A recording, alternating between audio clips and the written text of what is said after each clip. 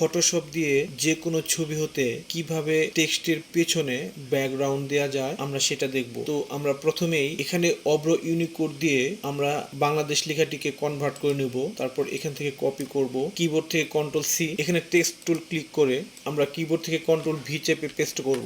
আমরা এখান থেকে ইচ্ছে করলে ফন্ট চেঞ্জ করতে পারি। এটা আমি নিয়েছি উইন্ডোজ থেকে, ক্যারেক্টারে যে ক্লিক করলে এটা এখানে চলে আসবে। তো আমরা যদি এখান থেকে ফন্ট চেঞ্জ করি, আমি লিপি ঘর থেকে বিভিন্ন ফন্ট ইনস্টল করে নিয়েছি, আমি এই ফন্টটাই রাখি। যদি একটু বড় করে নেই, গুগলে যে আমি এই ছবিটিকে কপি করে নিব এবং ফটোশপে এসে পেস্ট করব কন্ট্রোল ভি দিয়ে।